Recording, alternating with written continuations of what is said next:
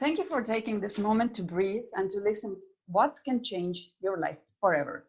My name is Ragnar Zedikas and I'm the founder of Starpreneur TV, How to Dominate the Decade talk show, World Women Conference and Awards, and the creator of Coral Desk. My mission is to empower through education.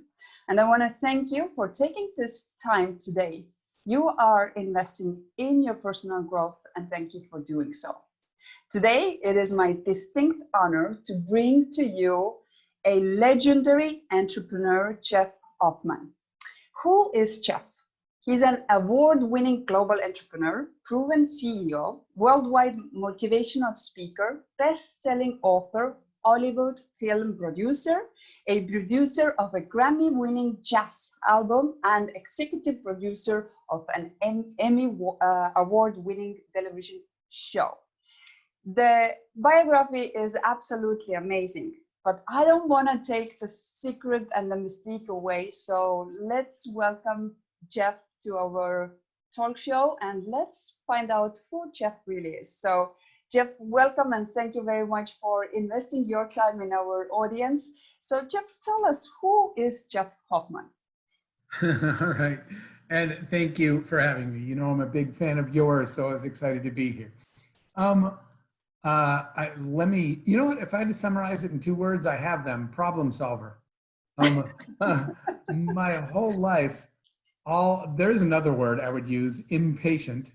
And those 2 things work together.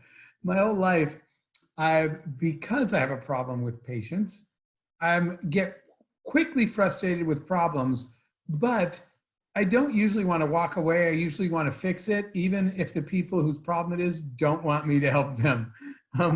So that being said, I got a degree as an engineer in the United States. And even though I briefly had a job sort of at a big engineering company, which didn't work for me, I just couldn't work in that corporate structure. I've spent the whole rest of my life trying to fix things and trying to make them better. And so that's it. I'm an entrepreneur in the simplest terms, a tech entrepreneur. But honestly, I never use that word entrepreneur. I always just thought of myself, like I said, as a problem solver. Something's broken, there's a better way to do it, let's go fix it. And that very much, my very first startup ever, when I was 20-something years old, I quit that engineering job because I hated it. I hated the job, I hated my boss, I hated my life. And so I just quit, and everybody's yelling at me. Now I'm an unemployed engineer with no money and no food, and being called a fool. But I'll just tell you, I was standing in an airport. So this sort of illustrates, I think, the answer to your question of what I'm about. Waiting to check in for a flight. Back then you had to stand in line to get your boarding card. It took an hour in the line and I missed the plane by the time I got through. And I was frustrated about the fact that it took an hour, but all we really did was stand in line so one person could use the printer. The ticket agent says next, checks your ID, pushes print, and then hands you the boarding card. And I was like, why are we all standing here in a line that's a mile long to watch you use the printer? And she's like, next customer, right? No one's listening to me. But I said, this is ridiculous. There has to be a better way to check people into flights. So I went home that Friday, started my first startup, which was, if you've, for your listeners, if you've checked yourself into at an airport on a kiosk, a self-check-in kiosk, most everywhere in the world, that was my first invention. I designed these kiosks, built them, and started selling them to airports all over the world. So the goal was, I was frustrated with the problem of checking in and the inefficient process. And the solution was, I just said, I'm going to figure out a way to do this better. I think that's sort of, my whole career has been an entrepreneur. And my entrepreneurial career has been looking at inefficiencies and problems and saying, is there a better way to do it?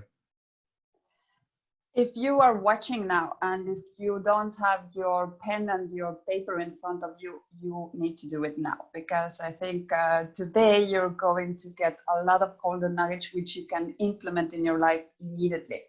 So just this answer is an answer of a titan. Why? Because not trying to do something better, but different and very different way, which is an effective way. So just start to pay attention to every single word. And I think by the end of this interview, you are going to be changed forever. So let's talk about also your passion and purpose in life. I think that a lot of fans, especially male leaders, are so very well known by their everything that they do in business and the business success that they have had. But today we would like to understand also what is the real passion and purpose that drives you in life.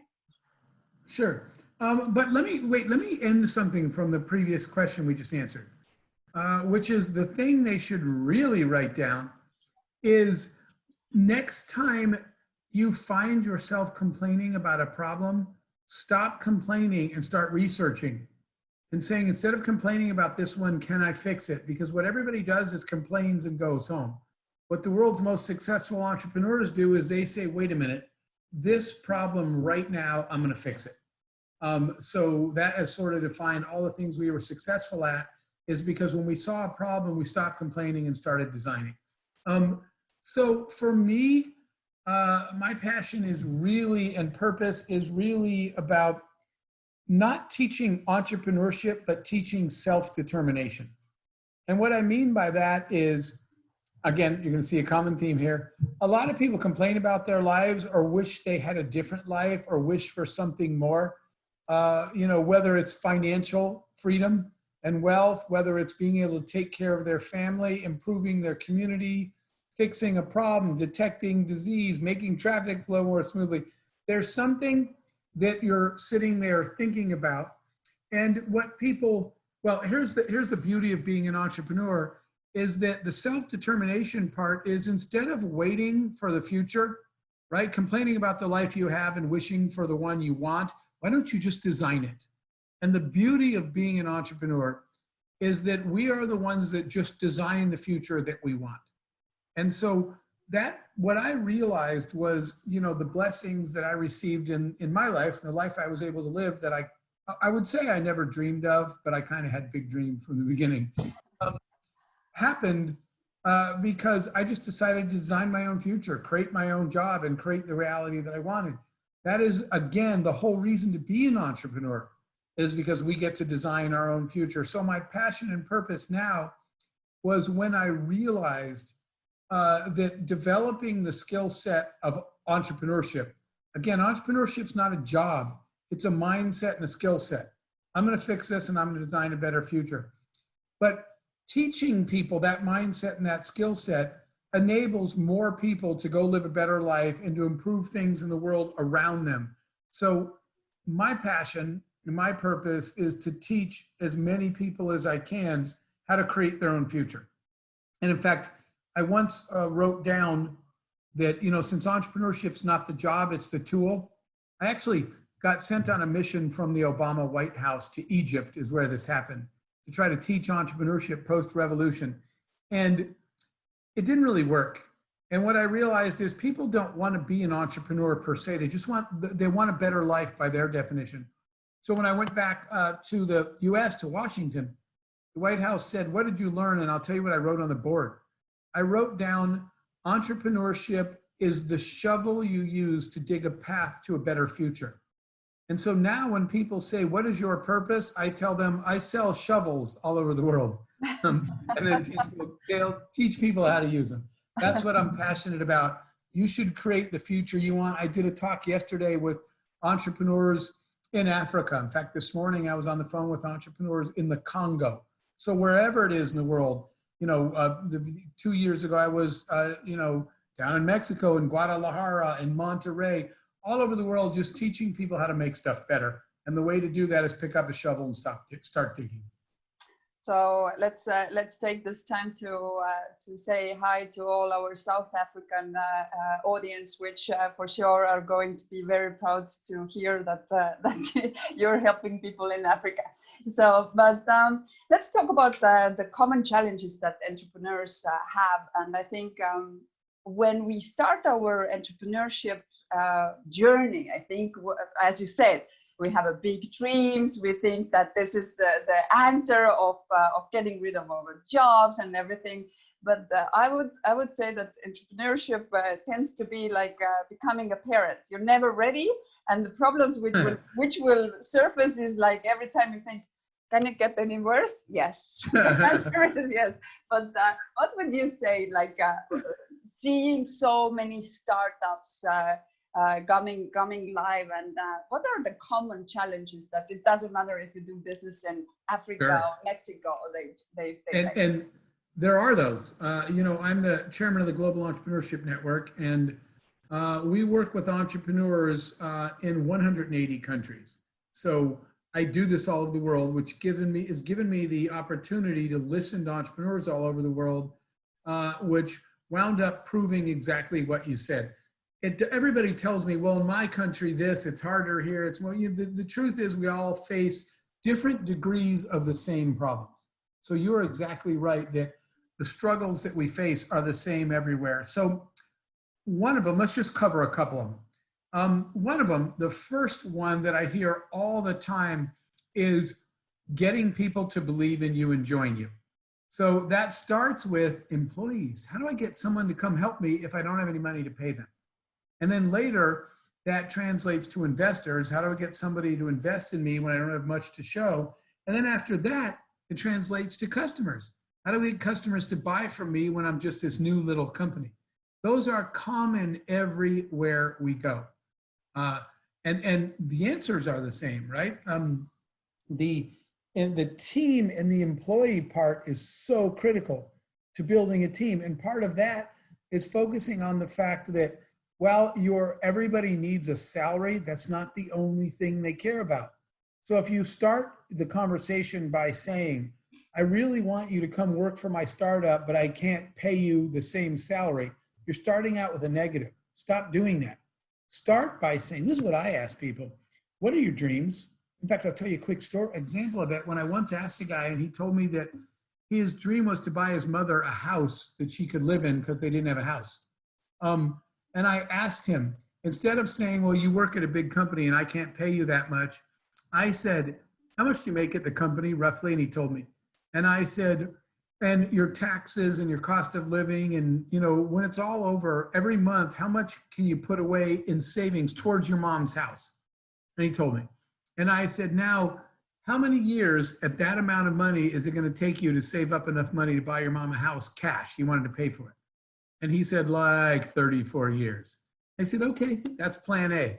I said, here's plan B. You quit, you joined my startup, right? And I said, you have equity in the company, you're super smart, so you build amazing products. 5 years from now, not only are we making a lot of money, but somebody acquires the company. And here's what that would look like. And we laid out the numbers. I said, now what happens? And he's like, well, I could buy everyone in my family a house in 5 years if that happens. So he quit, and he was really smart and he was really focused. And we sold the company after 4 years, and he bought the house. Everything isn't about today's paycheck. Helping people achieve their dreams by being part of a dream with you is part of it. So that's the first one, is getting people on board. That's a common struggle, just like it is telling your story to investors. We all have the same problems in every country and every economy. So true. That's very true. Let's talk about you. You have the experience of being both public and private company, the CEO for those type of companies. What would you say? What has been your greatest lesson that you have learned as being the CEO of public and private companies? Okay, so there's two parts of that. The first one I touched on just a little bit right now, and that's this: that you lead from the bottom. Right? Instead of thinking that you're the smart person, you're in charge and you have to run the company, the big lesson I learned, I did not know this, I know it now, is to spend less time running the company and more time looking for people smarter than you and letting them run the company. So when you realize that instead of working 7 days a week to run the business, I started scheduling time to leave my office and go look for smart people. And then when I hired smart people, I got out of the way.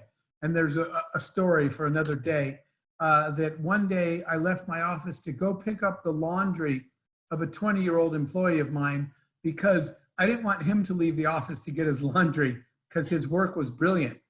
So I said, it doesn't matter that I'm a CEO. It matters that this kid is brilliant and he's in the middle of creating the coolest product I've ever seen. So I'll go get his laundry. When you discover that hiring people smarter than you and taking care of them is the path to success, that was just a huge piece for me. And the other one, I'm going to call it customer intimacy. We spend so much time sitting in our office, designing products, designing marketing campaigns, right? Building websites and promos and social media.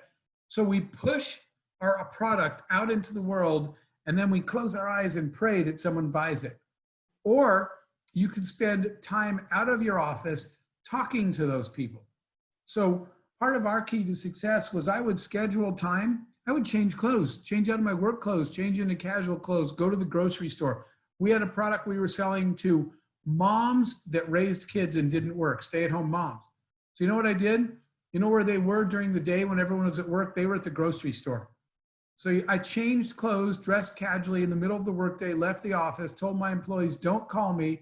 And I went to the grocery store and I just talked to all the moms. Spending a day in the life of your customer and not in your office is a much better way to design products. So that was the second thing that I think was really key to our success was we scheduled time to spend a day in the life of our customers. Wow. Again, if you are not taking notes, then you need to go back to this video and start to take the notes now. But you have been an entrepreneur. You have done businesses in so many different industries. And obviously one which is always very attractive is someone who can say that I am a Hollywood film producer. So what would you say all of that success that you have had also as a producer, film producer, jazz album, Emmy award winning TV shows, how do you accomplish all that? So two things about that. First of all, do one thing at a time. I've done a lot of stuff, but I'm a serial entrepreneur, not a parallel entrepreneur. To do anything really, really well requires all of your focus. To do two things, let's say you're launching two companies or two products, it's not twice as hard, it's 2 million times harder, okay? So to be very clear, every one of those things I did, I only did one at a time. When we were building, the Booking.com Priceline company, I was only working there.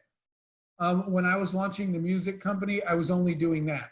Later, when we started making films, I was only doing that. So doing one thing at a time is part of a big part of that answer, is because we were all in on the things we were doing. If you had called me during the day we were doing the Priceline and booking stuff and said, hey, I got an idea, I would have said to you, if it's not an idea how to get more people to buy a hotel room, call me next year. And then some years later, if you had said, hey, I got an idea, when I was doing the music company, I would have said, if you don't have an idea to sell out Friday night's concert, call me next year. Staying focused and tuning everything out, the discipline to say no to everything that is not in front of you right now, that is not your path to success, I think is an important part of that. Second, I already mentioned, because I spend a lot of time trying to find people smarter than me in whatever business I'm going into, and I go look for the best. And then third, I'd rather have 6 rock stars on my team than 20 average employees. So I invest the time to go look for rock stars in every industry. I think that those are really big keys to, and then the last piece would be to recognize that the core disciplines of entrepreneurial success apply to every industry. And that is not where everybody is. Okay, when I started the music company first, everybody said, Jeff, you're a software engineer. You're not in the music business. You can't do music. And what I said was, well, I'm not going to sing. I'm not going to write the music. I'm definitely not going to dance. I'm going to do the business side of it. And I'm going to let talented, creative people do the music side of it. And, that's why it was so cool. But I applied the same core principles of entrepreneurship. What is the product? Who is the audience? Who are the experts that are going to create a product? How are we going to talk anybody into funding the product? How are we going to promote, market, and distribute the product? There's no different just because the product's music. And so it was really cool. We wound up doing tours back then with Britney Spears and Elton John and people like that. And Then we wound up winning a Grammy for an album that we produced. And we succeeded for all the reasons I told you. The same thing happened, for example, with the TV company. We were able to win an Emmy for the work that we did because we were totally focused only on producing high quality product with experts in the field. Stay focused, say no to everything else till you finish the one that you're doing, and surround yourself with the best people you can find in that industry. That's the key. And then use the core disciplines of good entrepreneurship. They apply to every industry. Well, Jeff just answered like 3 of my next questions, so we will skip those 3 questions. But what got my eye when I was reading your biography is one group, which is Unreasonable Group. Who does this group serve? Oh, so glad you asked that. That's one of my favorite things that I'm involved in. I was the founding board member. So first, let me tell you why it's named that. There's a famous Irish playwright, George Bernard Shaw, and he had a quote where he said, I'm going to paraphrase. He said, reasonable people expect the world, a reasonable person adapts to the world around them. An unreasonable person expects the whole world to adapt to them. Therefore, all progress is dependent upon unreasonable people. So what we did was we said, let's go find all the people crazy enough to think they can change the world and just help them do it. So that's what the Unreasonable Group is. The Unreasonable Group was built on this statement, that we fundamentally believe that entrepreneurs are the most likely people to solve the world's biggest problems. So what we did in Unreasonable was we formed an organization. It's social, meaning that you have to be addressing one of the world's problems, right? Well, it kind of aligns with the United Nations 17 goals. Are you feeding people? Are you getting people clean drinking water? Are you educating people? The UN's goals for a better world. So if you are an entrepreneur that has a solution that can solve one of the world's biggest problems, we are looking for you. We find them all over the world. We mentor them. In many cases, we bring financing to fund them. And then we stay with them from startup to scale up to help them grow. And just to end, to give you an idea of how it's all about impact, right? I mean, you and I are sitting here talking, but the truth is I'm way more comfortable when I'm doing than when I'm talking. I like to do stuff and get stuff done. So here's the impact, and I'm proud of our team. At Unreasonable, we have over 200 startups and scale-ups, 200 and something startups and scale-ups in the portfolio. They're doing business now in 187 countries. They've generated real revenue, these startups. They're running now. They've generated 3.6 billion in revenues. And here's what I'm really proud of. Collectively raised $4.1 billion in financing to give to entrepreneurs and startups around the world to grow companies to solve the world's biggest problems. And then we finally got these numbers. We have had a positive impact on 354 million people in the world that we've either brought off-grid energy to, brought food to, clean drinking water, whatever it is that we've been able to impact. So Unreasonable, it's unreasonablegroup.com. I'm particularly proud of the impact that we're having around the world through entrepreneurship. Beautiful. Thank you for your services, because Sure. This is one of my passions as well, and I think the work that you have done is absolutely incredible. Let's talk about Dream Tank. Okay. So, what is a Dream Tank? The name came from a woman named Heidi that it's like Shark Tank, but you're pitching dreams. And the reason why is that we created, and I'm the chairman, the global chairman of Dream Tank. We are in the process of building a global youth problem-solving network. And we started thinking about it during COVID. So here's what's going on in every country of the world. Your kids are home from school. And while they're home from school, 2 things are happening. They're watching the bad news all day long, the media talking about how the world's falling apart, people are getting sick, people are dying, economies are dying. Kids are processing this bad news. Then kids are seeing their parents stressed out because during COVID, people aren't making money and their business is shut down. So they're seeing their parents' negative reaction. Then they're hearing things like, We don't know what the future of school is going to be. When is the work is going to reopen? When is school going to, especially school? They're saying school will never be the same again. So all this stuff is happening, and people are talking about the new normal and the future of school. But you know what they're not doing? They're not asking kids. We're not saying to the youth, when we talk about, when I've been told by people in higher education, we're designing the future of education. I'm like, how are you designing the future of school with no students in there? Why aren't kids in the room telling you what school would look like and how it would work better for them? So the whole idea was young people should be involved in the design of the future. They should be in board meetings. They should, right? They should be included in solving the problems for the future, and including asking them, you got any suggestions for how to survive this COVID thing? Why aren't we asking kids? They're smarter than we think. So that's what Dream Tank is. It's our effort to bring youth to the table as business leaders, politicians, and entrepreneurs are solving problems for the future. Again, incredible idea, and I think this is exactly where to start, because I think there's so many kids who are not able to adapt to that style that has been here for the last 4 to 5 months, and expect especially the little ones to just sit in front of the screen the whole day and doing Yes. what you want them to do, but not what they want to do. It's challenging, obviously. But tell us more about your philanthropic projects. I know that you are doing more with helping than what you just mentioned. Is there anything which is very close to your heart? Sure. There's a project right now, and it is COVID related, but it's really important. We saw, starting in the U.S., that all these small, well, I'll give you an example. I was on national TV just the other day talking about these horrifying numbers.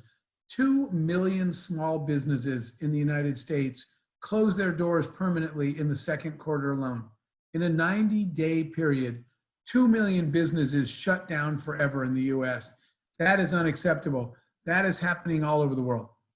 And so the governments around the world are creating various programs, and the various programs are designed to provide stimulus money to save small businesses. But here's the reality: they're not. They're not getting to all the small businesses. They're not saving them all.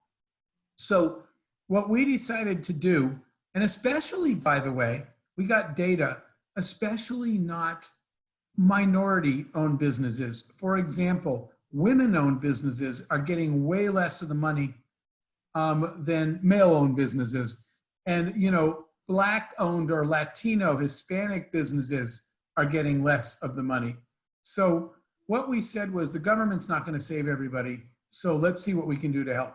So we started a program of our own, my organization, Global Entrepreneurship Network, the one that I mentioned, genglobal.org, and an organization that helps small businesses that's called Hello Alice. Started out helping women in business that are friends.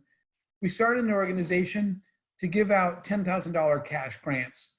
It's not a loan like government money, it's just cash. We're just trying to help people stay alive by giving them $10,000 cash to help them get through these hard times. And some of your viewers that I heard from that have seen my business partner and friend, Pitbull, the singer.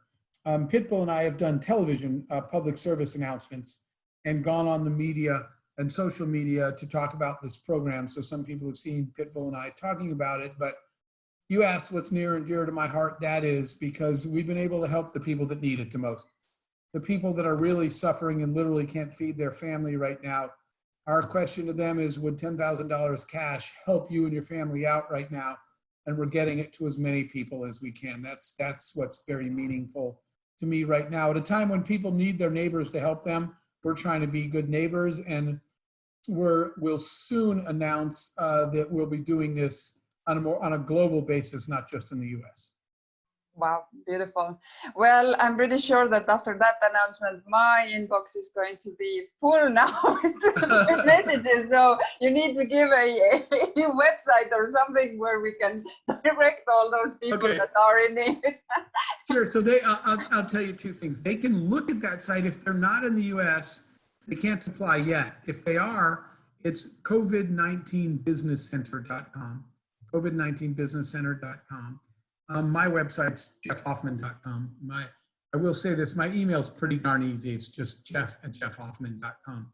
But we will soon be announcing a global branch of our grant giving program as well. Beautiful. This is extraordinary work, and I want to thank you on behalf of everybody that has already been part of it, and I think a lot of females are very appreciative as well. And my minority has been, since we started this talk show, almost every week, at least twice a week, one of the topics that we have discussed. But I know we want to give one very specific workbook, in a sense that I was reading a short review of your book, and the book, I think, would serve a lot of entrepreneurs. Can you tell us about your book, Sure. which you have written? So my co-author and I, David Finkel, we wrote a book called Scale, and it's Scale, Proven Principles to Grow Your Business. And we did that to answer the fundamental question we kept getting asked. People say this to me all the time. They say, I'm stuck. My business grew to a certain level, and now I'm stuck. I don't seem to be growing anymore. By the way, percentage-wise, of course, in the first couple of years, it's easy to have a big growth percentage because you started at zero. But a lot of companies plateau. They might have $1 million a year in revenue and they want to be a $10 million company, or they're at 10 and they want to be 50, and whatever it is. Or, you know, you're at zero and you'd love to have that first 500,000 in sales. Wherever it is, people are stuck and they don't know how to make their business scale or grow. So we wrote the book Scale. You can find it on Amazon under Scale in my name. And we wrote a book to walk people through 7 steps you have to take. It's even workbook, like to work on these steps in the book in order to prepare your company for exponential growth. That's what Scale is all about. Beautiful. I'm pretty sure that everybody would agree with me that it's going to be very interesting to see how the legendary, iconic entrepreneur sees the future. So what the future will bring, Jeff, personally and professionally. Well, you know, the good news, well, I'll tell you, I was going to say personally, but it's a little bit professionally too. Media and COVID helped this because we were all at home. So we're all consuming more content like this, your show, right? More people are looking for more content. And what's good for people like you with broadcasts like this is people realized that didn't used to learn online, that you can expand your skill set and educate yourself by listening to shows like this. So there's a demand for more content out there. And we're going to continue to produce television, especially. We may get back to making some more movies, but we're going to produce television. And the show that we won the Emmy for was a show that redefined success for sort of the next generation, for the millennials and beyond. Was the old definition of success, let's all get rich and famous, is changing a lot with this generation. And so we're exploring what really will make you happy. What does success really mean and how do you get there? So I think we'll spend more time using media, social media and traditional media to help deliver a message that hopefully helps inspire and motivate people. So, and just to wrap up our interview, what are your 3 recommendations how to dominate the decade? Okay, how to dominate the decade. So we'll close with this. With these 3 recommendations. The first one is to constantly scan the horizon for what is changing and what's about to change and recognize the trend before anybody else does. A prime example is what just happened in COVID, right? All of a sudden, online education and virtual teaching is a brand new market. And online work and work from home is a brand new market. Telemedicine is really a brand new market. somebody that was thinking about the world saw these things coming and is ahead of the rest of us. I actually was doing a call not long ago with the creator of Zoom, and talking to him about what they saw and what they see. So the example would be when people started talking about the sharing economy, right? There was a couple of people that said, I wonder if you could share your car, and Uber was created before anyone else thought of it. So one way to dominate the decade is look for trends before anyone else does, but you got to look for them, and you got to think hard about how is the world going to change, and how can I be there for them before the change happens. The second one I already talked about, which was the most valuable resource in the world is not financial capital, it's human capital, it's talent. So the difference between the people that will dominate the decade and everybody else is not who raises the most money, it's who finds the smartest people. Giving a whole bunch of money to average people does not do anything. Giving a small amount of money to brilliant people yields amazing results. So find and team with the smartest people you can find before someone else takes them. The winners for the next decade are going to be the people that built the best team because they jumped on that opportunity first. And I would say the third one is use the media and the technology to grow your markets the new way, not the old way. In social media, you could put out a message and say, we're thinking of selling our product in Africa. Is there anybody there? Is there somebody in Cape Town or Johannesburg that would like to be a product rep and you want to talk? You never had that tool before. How are you going to open a South African office? You weren't if you were living in Mexico City. The process of connecting with that person or whatever was difficult. Today we have tools that enable you to instantly put out a message of what you're looking for. Somebody in Joburg contacts you in Mexico City and says, tell me about you and your business. And you say, tell me about you. And you're building global networks using these technology tools so you can expand businesses using today's tech in ways that you couldn't in the past. Take advantage of that. Those are my three things. Those are beautiful, beautiful recommendations. And again, if you didn't write them down and you were just listening, go back to them and write down. And in a second, I will tell you why. But Jeff, if someone wants to follow you, if someone wants to contact you, how they can do so? Just let's recap the connection points that people can have. Sure. On social media, my Twitter handle is just Speaker Jeff. Otherwise, I'm on LinkedIn the most. That's where people can connect on LinkedIn. And like I said, this is on my LinkedIn anyway, but the website's jeffhoffman.com and the email's jeff@jeffhoffman.com. Easy to find. Beautiful. What would be your last message to everybody that took the time today to listen to this interview? What do they want to remember about Jeff Hoffmann? I'm going to say one word: impact. Everybody talks, very few people get things done. I think in the end, we've been tried to be the people that get things done. I used to have a sign on my door that said, ideas are welcome here, but execution is worshipped.